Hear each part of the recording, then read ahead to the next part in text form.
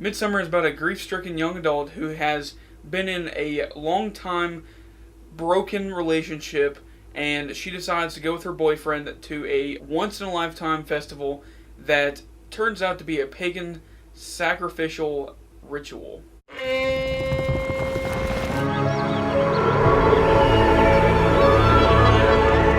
Unbelievable. Welcome and happy midsummer. Skål! What time is it? 9 p.m. That can't be right. The sky is blue. This is what 9 p.m. is like here. What's up, guys? Darkside Spencer here, and today we're doing a movie review on Midsommar. This movie actually kind of just recently hit my radar, and to be honest, I was ready for this film to come out, and honestly, it was one film besides Ma and Child's Play that I was like, I really need to go see this movie. Now, if you guys don't know the director, Ari Aster is the director of this film, and he's pretty much the creative voice behind this movie, and he was one of the most critically acclaimed directors of last year for the film Hereditary, and this movie, he sort of was like either he already started filming on it, or, started, basically making this movie during the production of Hereditary, or maybe after, I'm not completely sure, but back-to-back films from this guy, and to be honest, I haven't seen Hereditary, and from what I've heard, it's one of the scarier films of last year. However, I opted to go see Halloween over this film, and to be honest, I wasn't much of a movie-going person, and so basically, this is, what I do now. I, review movies, and, hopefully you guys are liking this new style, and that's enough about me. Let's go ahead and get into Midsommar. How long have you two been together? Just over 3.5 years. 4 years. Really? Yeah? What do you think? It's like another world. Tomorrow's a big day. Is it scary? What is it? It has special properties. What am I going through? We just need to acclimate. I don't want to acclimate, I want to go. Absolutely not. What's happening? I don't know why you invited us. That's why you look so guilty right now, because you know. We only do this every 90 years.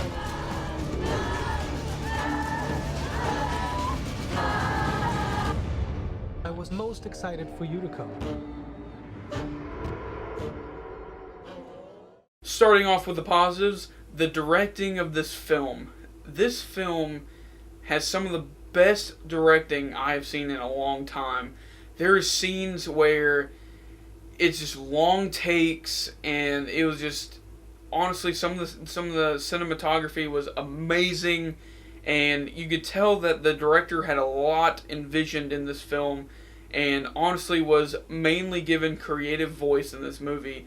And I'm glad that the production company let this person, Ari Aster, make this movie, because it is a once in a lifetime film where it changes you after you walk out of it.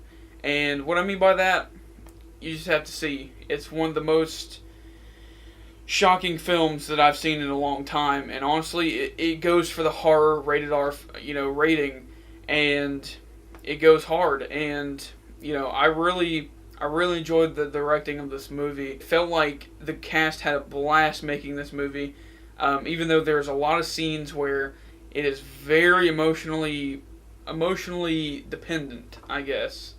You could tell that the actors really put their A game on for this film, and I could tell it's going to be one of the best horror films of this year. Now, referring back to my first positive of directing, I mentioned cinematography. Now, this movie, wow.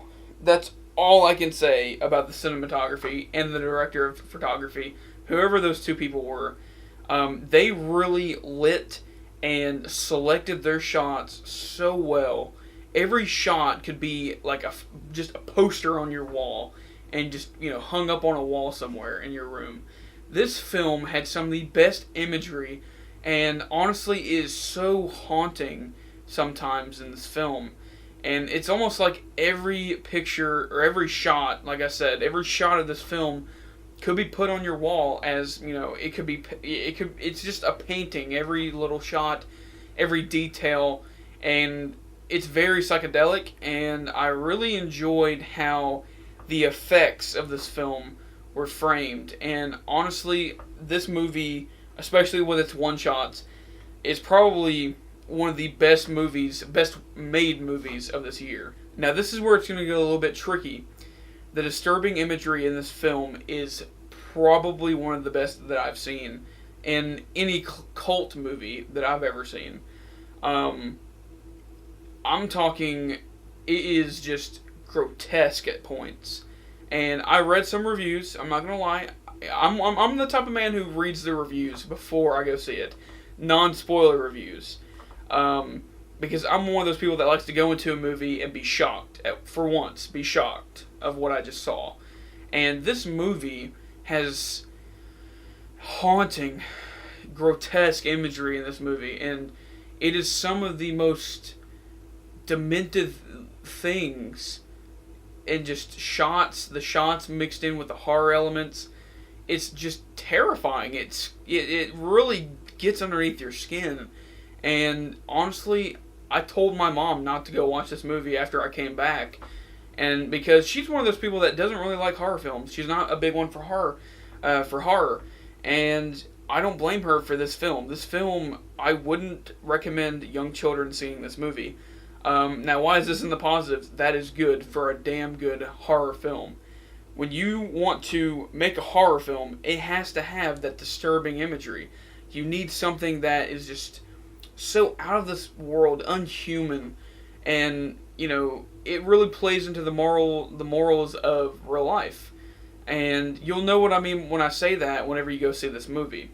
It was up there with Hostel for me.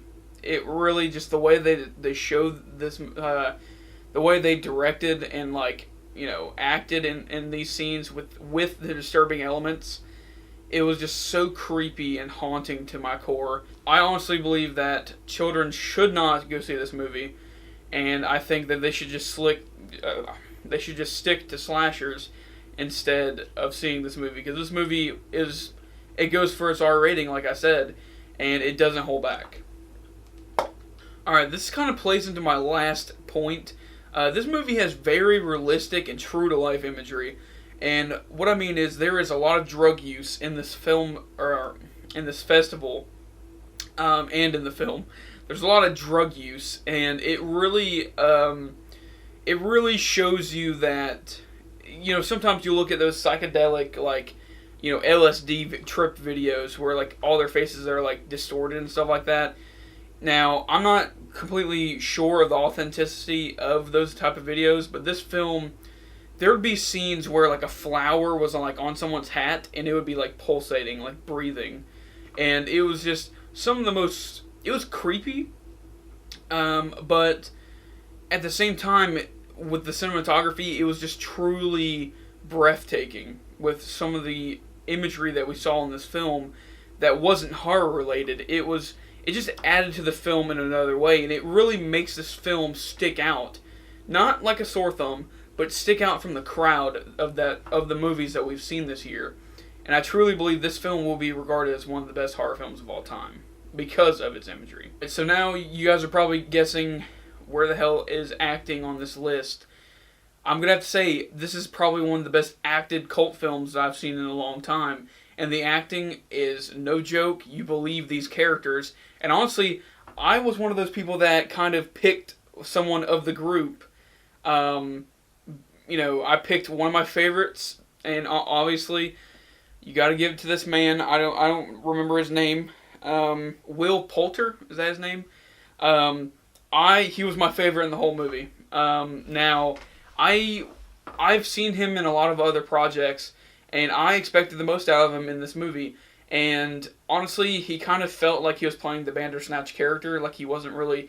He was sort of just being himself, but the writing was good with his character. His character was really well written, and I feel that he was probably us. You know, us, anyone who sees this movie, they're going to be like Will Poulter and be like, let's get the fuck out of here, fuck this shit. So I really, he was a relatable character for me. The main character, now I found her, Danny she's like in the middle for me. I feel like, you know, I wanted more for her, and, you know, I felt her character at some points, especially in the opening scene. We'll get to that eventually. But I feel like with her, you know, I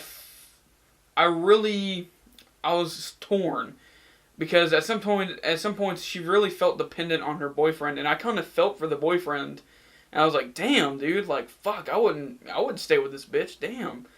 Like, Jesus Christ, she's like every 2 seconds bitching and crying and screaming, and I'm like, yeah, you know, I like to think myself as a good person, but damn, I wouldn't deal with that shit. But she was a good main character, a strong female protagonist. However, I felt more for her boyfriend. I felt like her boyfriend was more of the protagonist than her. However, we follow, you know, this event, this film through her eyes. So I feel like we're kind of pushed to see it from her point of view. And honestly, I didn't fully agree with seeing it from her point of view, because at times I was torn about whether or not she was the person that I want to like or I want to hate. And that's a bad thing about a protagonist, is sometimes, you know, it's good to have a torn protagonist, but in this movie, I felt like I hated her more than I liked her. And, you know, this isn't a movie where the protagonist is really the antagonist, the villain. It's not like that. This movie, you're supposed to like this woman. And honestly, I felt like I didn't like her. Everyone else, pretty good. I liked them. Honestly, they well-rounded their cast with a little bit of political correctness. However, I felt like this cast really worked really well and was very believable. Referring back to my last point of the acting, the opening scene in this film is one of the best framed, best edited, just best writing of the year. I'm sorry, but this is the best opening of a film this year so far. And honestly, it is shocking. And it really shows you, it really starts off with a bang with the main character and why she does the things that she does throughout the film. And so this opening was, you know, me and my brother, we were sitting there and we were like, damn, you know, like, and everyone else around us, pretty much we all synchronized in 1 second. We all said, damn. It was a shocking opening. That's not a spoiler. Most films like this have a shocking opening, or they kind of start out stale. This movie, however, didn't hold back and had a very, very haunting opening. And I suggest to not trust anybody else if they say that this movie sucked. Go watch this movie just for the opening fucking alone, because it is damn haunting. Alright, now this is a big one. I don't say this one much because, honestly, I don't find a lot of movies to be rewatchable, to really buy on Blu-ray half the time. Like, I really don't have movies like that. Now, this movie has rewatchability. And what I mean by that is, this movie has so many subtle clues that if you don't pay attention, you will be lost. And if you don't watch this movie a second time, me personally, I'm not saying I can pick up everything all in one go, but like, there are some plot twists in this movie where they're so subtle, and you know, they have clues that really kind of foreshadow everything. And there's one scene in particular about basically period blood. That's all I'm gonna say. You actually see this as a clue on the writing of this, like on like a wall painting, I think it is. I don't remember exactly what it was, but it was like a painting of some sort, and it showed that.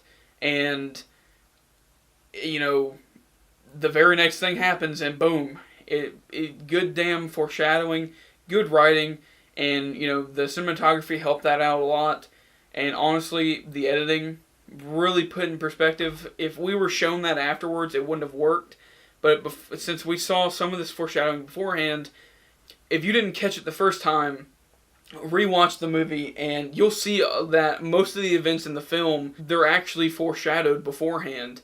And honestly, you could say that that kind of messes with the flow of the film, and that it kind of messes with the plot twist reveals in the second half of the movie. However, I feel like with this movie, it's okay. I think that they're vague enough clues that they actually work and they don't spoil, if you know what I mean. Alright, this is where we get to shit talk the film, the negatives.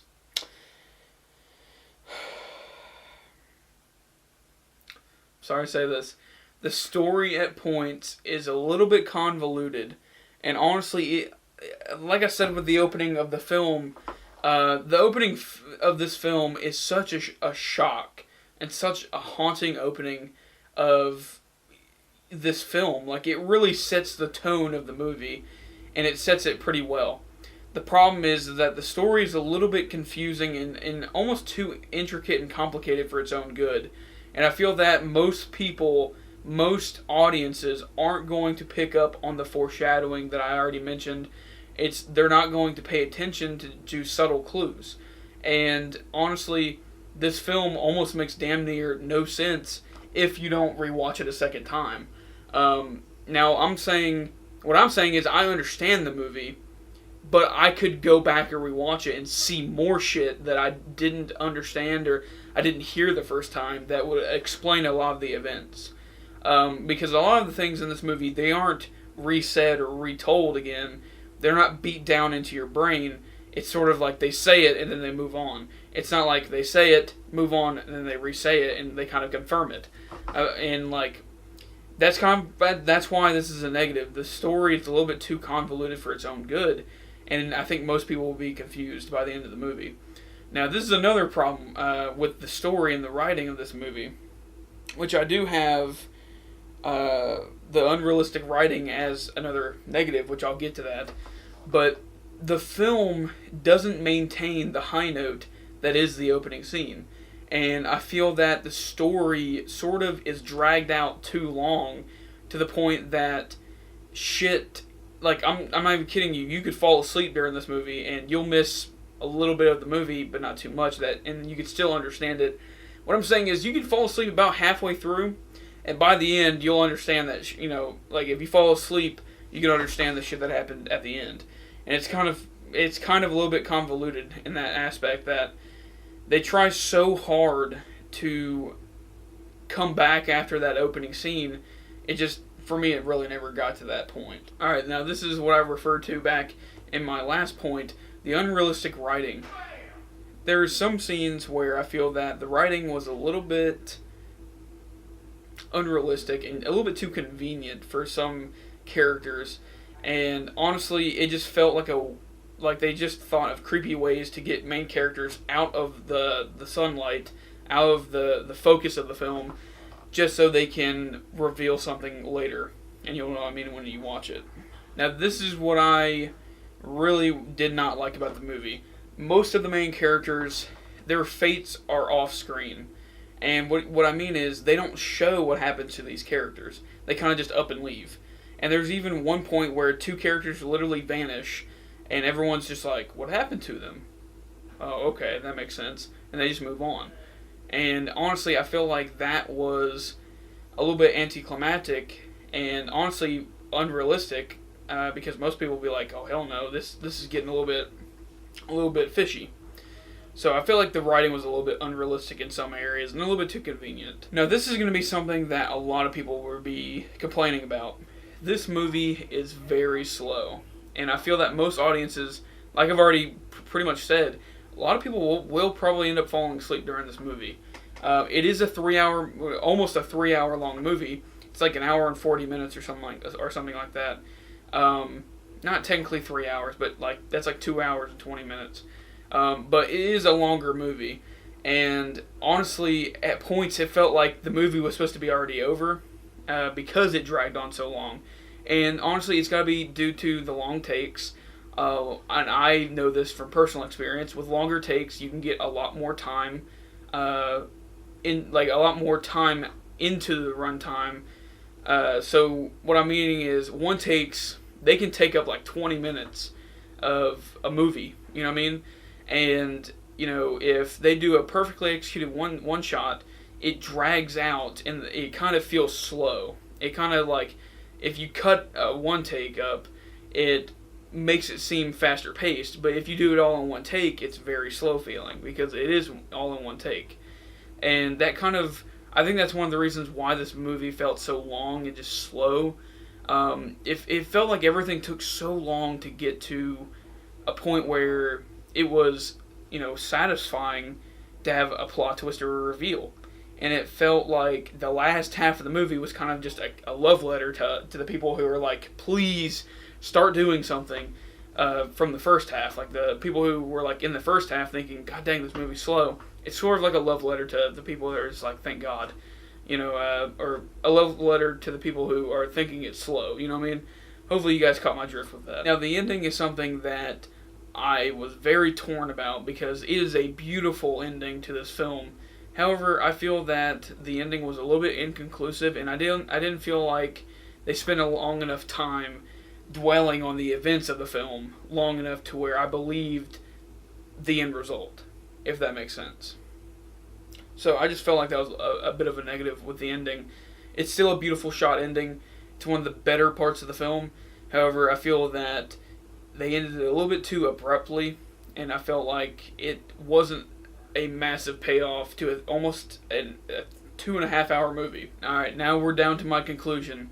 Midsommar is a thrill ride, if I had to be honest. And if I had to say anything about the movie from beginning to end, if you could stay awake, this movie would be one of your favorite horror films of all time. And I feel that the film sort of hides a lot of the deaths, all the fates of certain characters. And I feel that most horror audiences will sort of be bored to death before the end of the movie. However, it is a very beautiful film, and I recommend you go see it. Now, out of 10, I would probably say this is about a 7.5. Maybe, you know what, I'll give it this. An 8 out of 10 horror film. And that is probably one of the highest rankings I've given a film so far. So, yeah, this movie is an 8 out of 10, and I highly recommend you go see it. And I'm probably going to end up buying it on Blu-ray. Hopefully you guys enjoyed this video. I'll see you guys next time.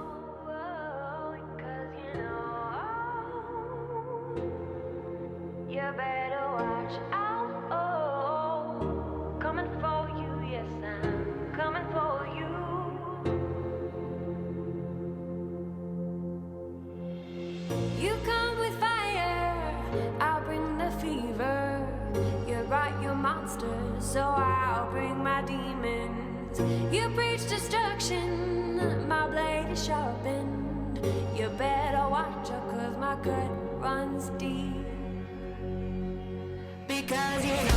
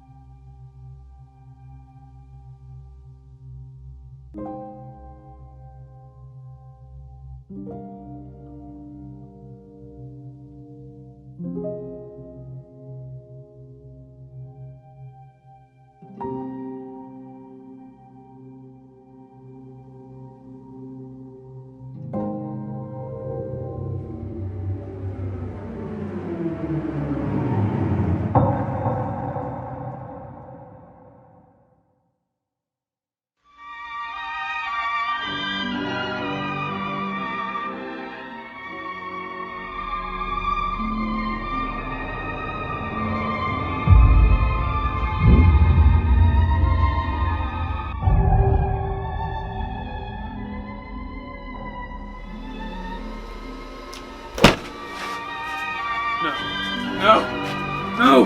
Come on!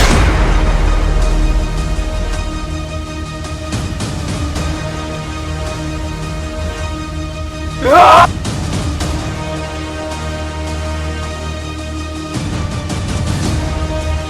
You know something that I don't!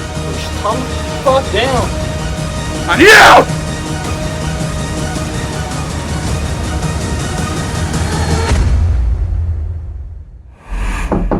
Let us out!